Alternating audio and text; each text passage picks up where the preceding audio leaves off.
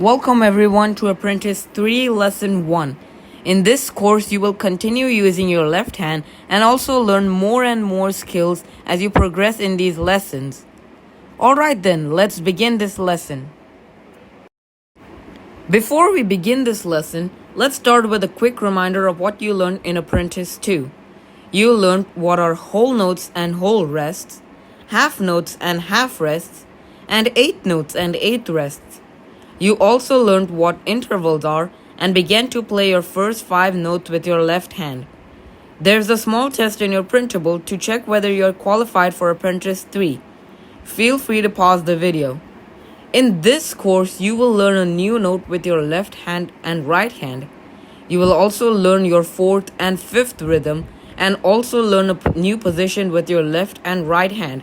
But before you learn more notes and rhythms and techniques, this lesson is just going to be a reminder of what you learned in Apprentice I and in Apprentice II.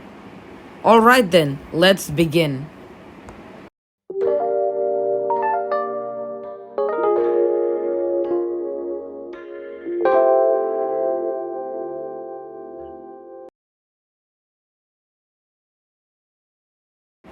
This is a reminder of the grand staff.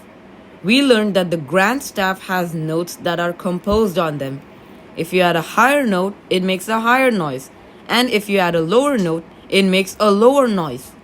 The grand staff has 2 staves, the treble and the bass staff. The treble staff has the symbol of the treble clef. The treble clef is also known as the G clef, as it marks the note G on the second line of the treble staff.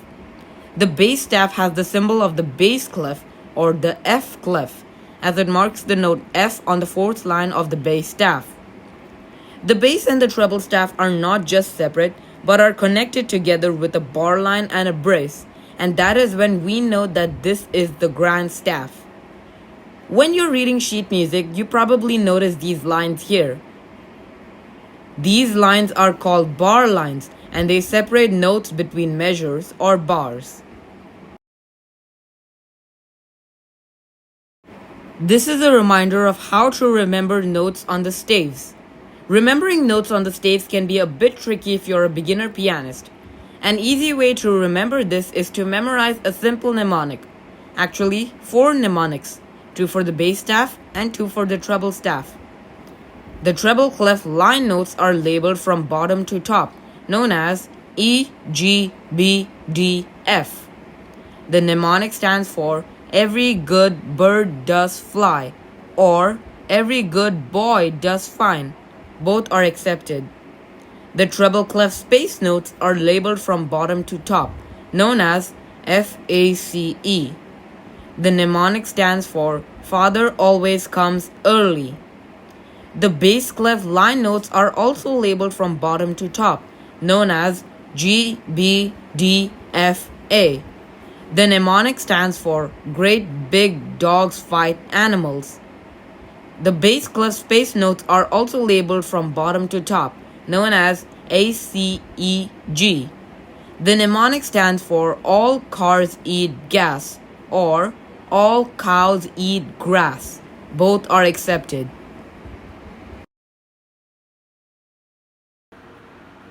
Look at the sheet music above or in your printable. These are all the 5 notes that you have learned in Apprentice I. Try to figure out what notes are these, and remember, feel free to pause the video.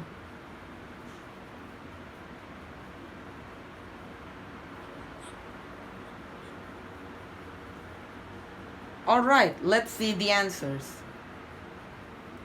If you got them all correct, you can move on to the next section. This is a reminder of rhythms 1, 2, and 3. This is a quarter note. It is a filled-in circle with a stem added above it. It means that you should play this note for 1 beat. This is a quarter rest. It is somewhat like a skewed letter Z with a small letter C at the bottom, and it means that you should skip a beat or do not play for 1 beat. This is a half note.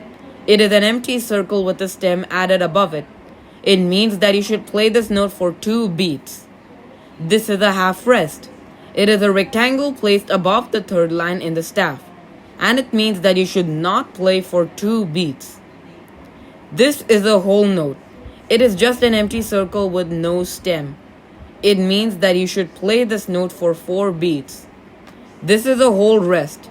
It is also shaped like a rectangle, but instead it hangs from the 4th line of the staff, and it means that you should not play for 4 beats or the whole measure.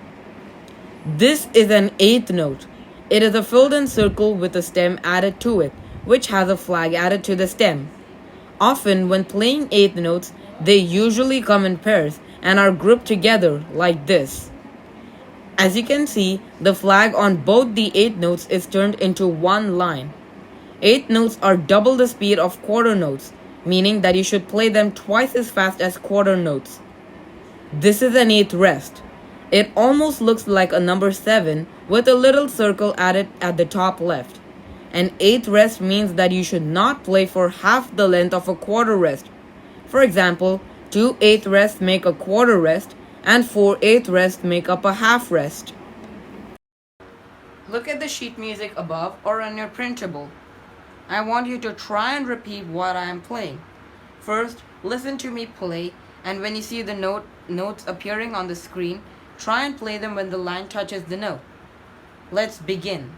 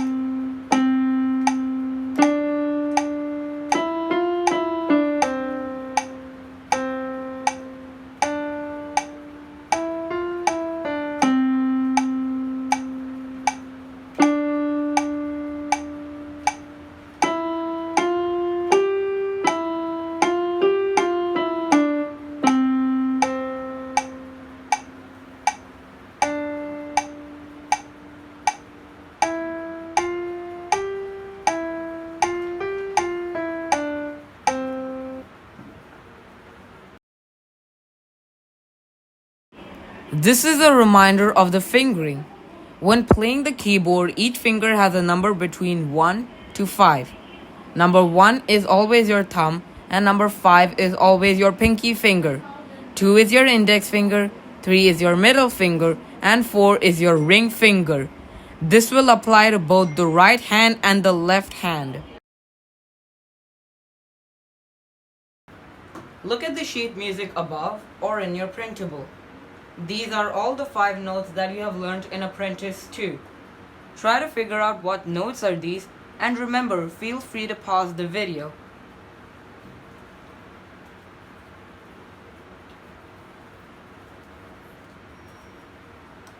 Alright, let's see the answers.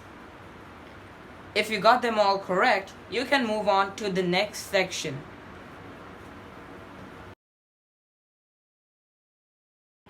This is a reminder of intervals. Intervals are spaces between the keyboard. There are different types of intervals. If we play notes C and D together, that is a second interval. If we play notes C and E together, that is a third interval. If we play notes C and F together, that is a fourth interval. If we play notes C and G together, that is a fifth interval. If we play notes C and A together, that is a sixth interval. If we play notes C and B together, that is a seventh interval. And finally, if we play notes C and high C together, That is an eighth interval or an octave. Look at the sheet music above or in your printable sheet. Try to figure out which intervals these are by labeling them. Feel free to pause the video.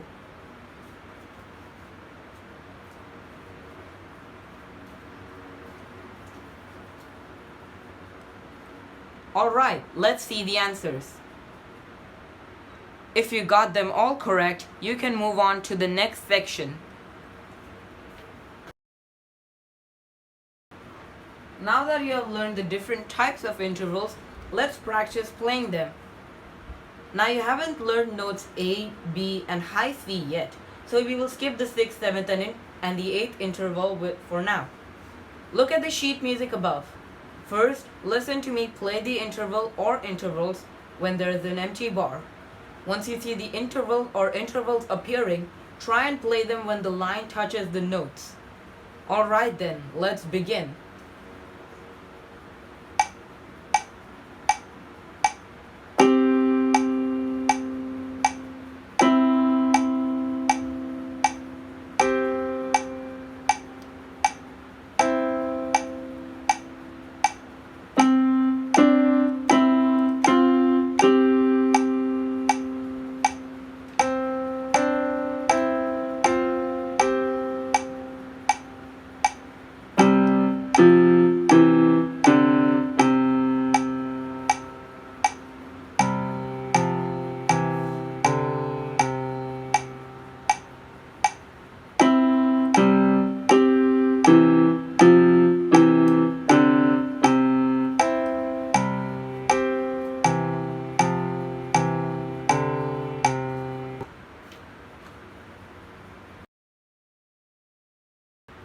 Now you will see two staves. The upper staff or the treble staff is generally used for the right hand, and the lower staff or the bass staff is generally used for the left hand. Look at the sheet music above. I want you to try and play these notes, then see how I've played them, and then follow along. Let's begin.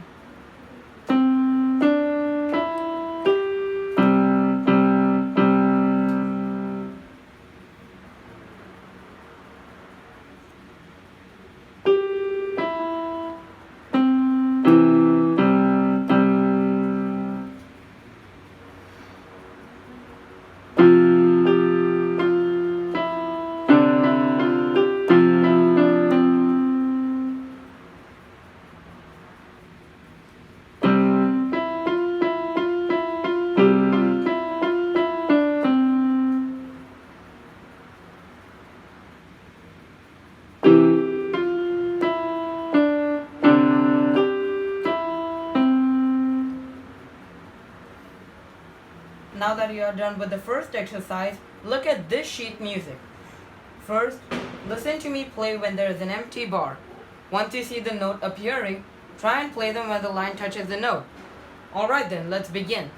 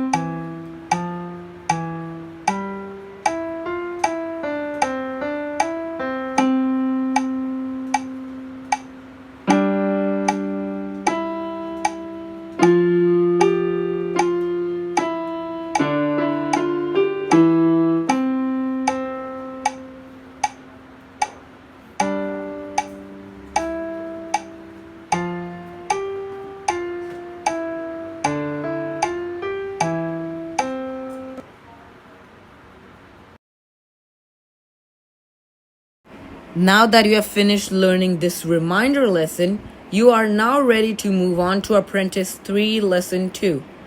Thank you so much for watching this lesson. If you haven't yet, please subscribe to my channel and please like this video at the end of this tutorial. It really helps me a lot. If you ever get confused, take some time to practice the songs in the playlist which I have linked in the description box below. If you are in the present time, the songs will come up shortly. But if you are from the future, click the playlist card above or the link in the description box below. Remember, if you have finished this whole course, you can start playing the songs.